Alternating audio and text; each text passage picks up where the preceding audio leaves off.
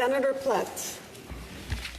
Leader, yesterday a House of Commons committee looking into the terrible upcoming capital gains tax increase the committee heard from Mr. Larry Stefanik, a plumber from Winnipeg. He is very worried about his retirement due to these tax changes.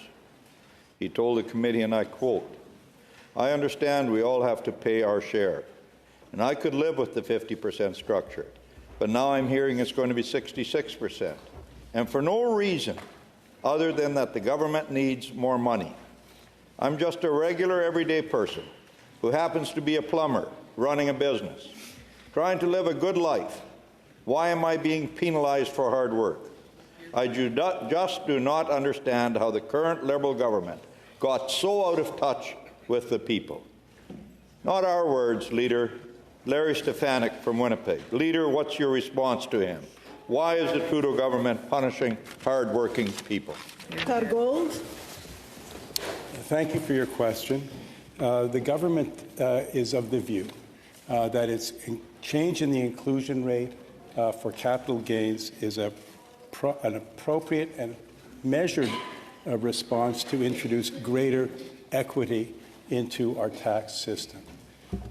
Colleagues will remember that the inclusion rate used to be 75%, all the way through the 90s. And I think there is no evidence that that changed the economic performance of the country. Was something gained demonstrably when the inclusion rate was lowered to 50% in 2000? That's not obvious either. This is a proportionate, measured device to introduce fairness. And it is important to remember that the funds that will be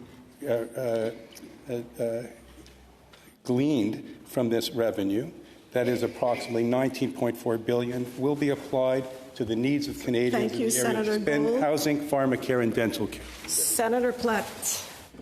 Mr. Gunter Jochum, who runs a grain farm just west of Winnipeg, told the committee, and I quote, "When I consulted my tax accountant, he estimated that I will pay 30% more taxes. These numbers are staggering. If the capital gains inclusion rate is increased for family farms, it will impose a substantial tax burden on new farmers such as my daughter Fiona at the beginning of their careers."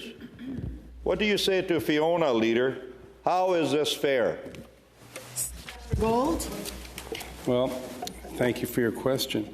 The question, for example, of the impact on farmers and the transfer of ownership between generations is one the government is aware of and has taken seriously, and that is why, excuse me, the lifetime capital gains exemption on the sale of small businesses generally, or fishing or farming properties, has been altered by 25% to $1.25 million.